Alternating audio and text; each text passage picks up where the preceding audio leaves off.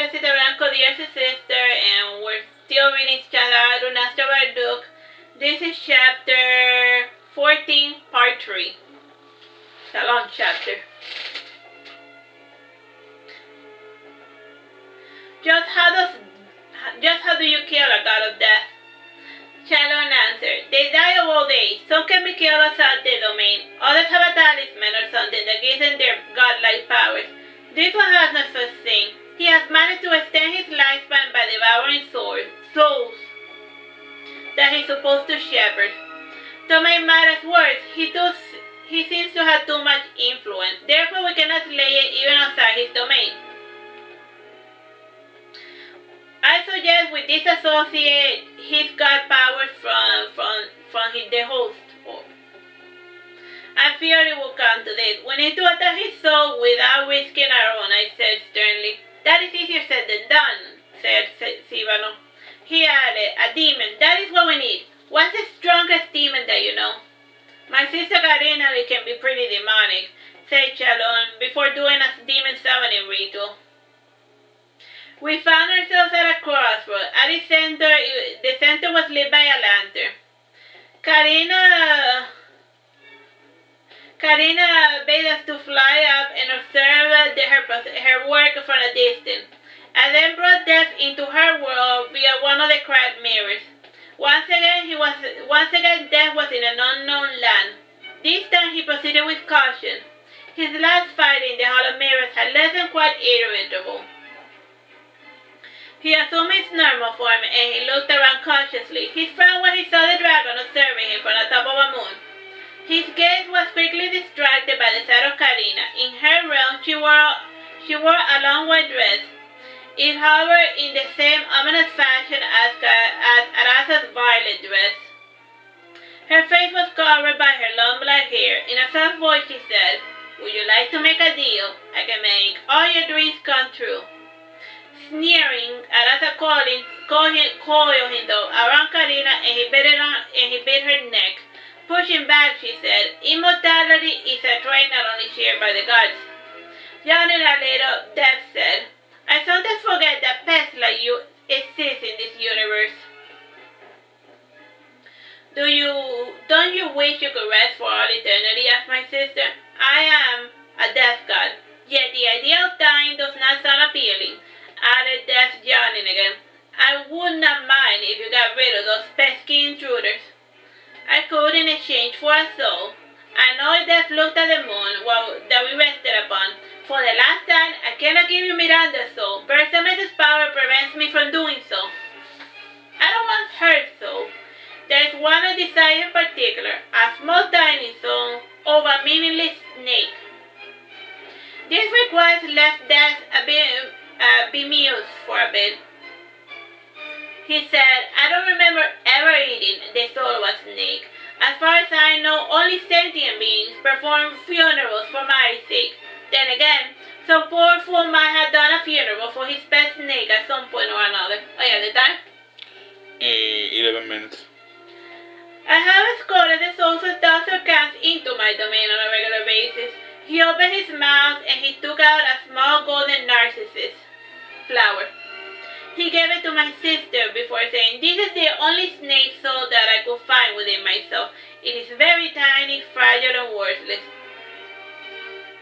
Slowly, my sister removed the petals of the flower. Once it was left naked, she devoured it. The petals that fell to the ground turned to tiny golden snakes. They withered in pain until they stopped moving. Slowly, they blackened and turned to ashes. My sister allowed for what remained of his spirit to return to the source. Arasa looked at this process with disdain. He then looked at my sister and he added, "Now you keep your end of the bargain." My sister parted her hair and allowed for Arasa to look upon her sinister face. She then said, "I have already taken care of it. In death, Bersame will be unable to harm you." When she said this, Arasa's body contorted. He started losing his human features. In time, he assumed the form of a golden snake. With disdain, my sister stepped on his head. The snake bit her talon, however, it was pointless. She smashed his head against the floor until he died. Hearing his, she said, "Don't you know that you should never make deals with demons? They always find a way to screw you over." Slowly as he flew up the golden moon, he landed before Karina, and with his giant claw he removed the passages from his head. Once we were out, he assumed his human form. Since his true form was that of a dragon, and he could get created with his smaller form.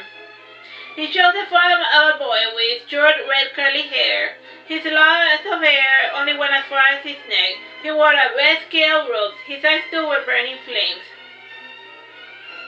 Sivana was at a loss for words. He could not believe that a mere demon had defeated a god.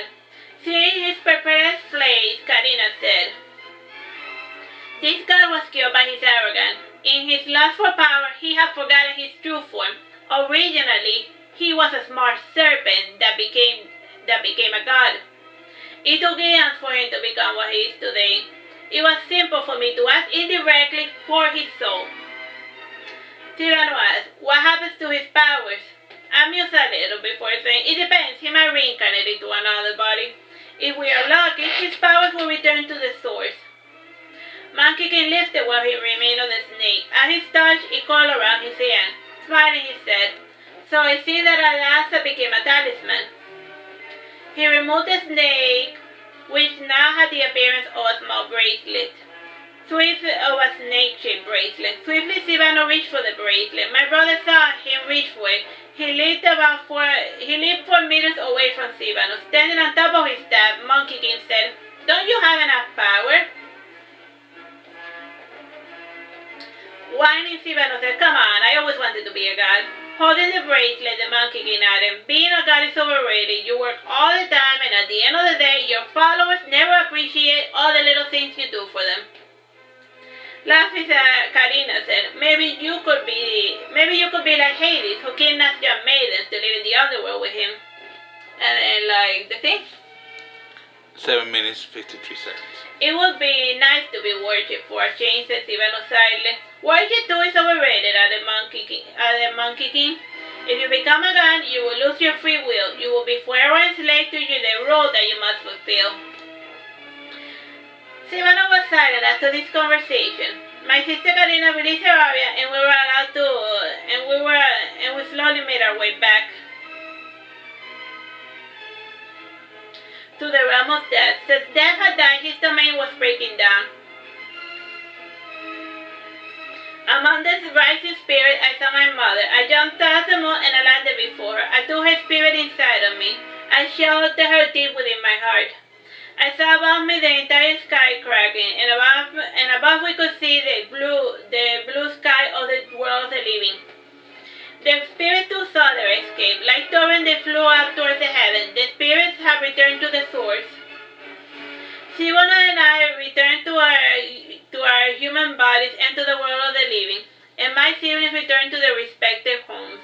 Alright, this is the end of the chapter. Bye bye and God bless.